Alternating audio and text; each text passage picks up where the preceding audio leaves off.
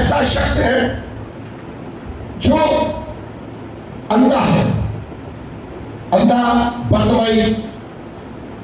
सुना किसी? हेलो, सुना है सामने? सो क्या किया उसको? बाइबल मुकद्दस के अंदर लिखा है कि अंधा बदमाई जब यीशु मसीह की आवाज उसने सुनी तो वो जोर जोर से चिल्लाने लगा। कैसे? आज का हमारा मजमून भी है, वो फिर जोर जोर से चलाने लगा। होता यह है कि जब भी आपको कोई रोकता है खुदा के घर से तो आप रुके ना उसका कहना माने, ना उनके पीछे लगे। अंधे बदमाई को देखी, तो क्या किया इसने? फिर वो फिर जोर जोर से चलाने लगा। कब? बाइबल मुकद्दस के अंदर जब हम सीखते हैं तो उसने यीशु मसीह को नहीं जानता था, बस सुना था। यीशु को देखा भी नहीं था, अंधा था। सुना था कि एक यीशु नासरी है जो अंधों को आंखें देता है, लंगड़ों को चलाता है, कोढ़ियों को पार करता है, मुर्दों को जिंदा करता है। बदमाई ने भी सुना था, इस अंधे फकीर ने भी सुना था। और मैं इसको आपको ये बताना चाहता हूं, ये अंधा फकीर करता क्या था? जब इसने तो उस वक्त के दौर की बात होती थी, ये जो आज हमारे पाकिस्तान के अंदर भीख मांगने वाले हैं ना, ये तो जहाँ मर्जी खड़े होकर भीख मांगती है।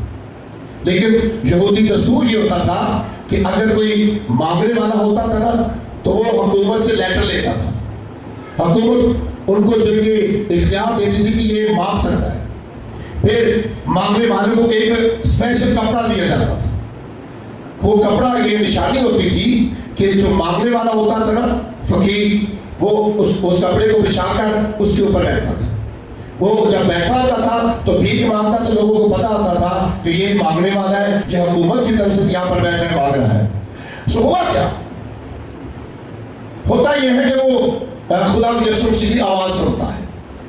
भीड़ के अंदर यीशु मसीह जा रहे, तो यीशु की आवाज को सुनकर वो अंधा फकीर उठता है और जो कपड़ा उसने जिस कपड़े के ऊपर बैठा होता है उस कपड़े को हवा में उड़ा देता है। हवा में उड़ाकर, जरा बात ये बड़ी गहरी है, शिफा मिलने से पहले उसने उस कपड़े को पहले उड़ा दिया। आज हम खुदा की शुक्रगुजारी पता कब करते हैं? जब काम हो जाता है। उसने यीशु मसीह की आवाज को सुनकर खुदा का शुक्र अदा किया और जिस कपड़े के ऊपर बैठा था, भीख मांग रहा था, यीशु की आवाज को सुनकर उठा और कपड़ा हवा में उछाल दिया। और कपड़ा हवा में उछाल कर तो क्या कहने लगा? उसके बाद कुछ कहने लगा कि ऐ यीशु, ऐ इब्राहिम, खुदा ताला के बंदा, मैं अंधा हूं, मेरी आंखों को खोल दे। मैं बीना हूं, मुझे बीना कर दे। फिर यीशु ने आवाज जब सुनी तो इससे पहले लोग क्या करते थे? जो मैं बात बताकर गया था ना कि बड़े लोग हैं जो आपको खुदा के घर से रोकते हैं। तो लिखा है कि भीड़ के अंदर बहुत सारे लोग कुछ कहने लगे उस अंधे फकीर को कि आराम से बैठ जा, अजय नहीं तेरी बारी आई। आज भी कोई कहे ना बेचारा मुसीबत से प्यार है बंदा कि मैंने भी चर्च ले जाओ, कहते तेनों किस तरह ऐसी है, तू घर ही बही रहे, असि आप पता नहीं किस तरह जाने हैं। लेकिन जब वो अंधा फकीर आवाजें दे रहा था तो भीड़ में से कुछ लोगों ने क्या कहा कि अभी नहीं, अभी तेरा वक्त नहीं, तू चुप कर, आराम से बैठ जा।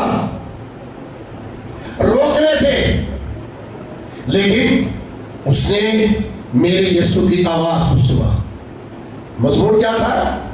वो फिर जोर जोर से चलाने लगा। जब कुछ लोगों ने रोका तो लिखा कि वो जोर जोर से चलाने लगा, यीशु मुझ पर रहम कर। मेरे यीशु ने कहा जाओ इस आदमी को लेकर आओ, जाओ इस आदमी को लेकर आओ।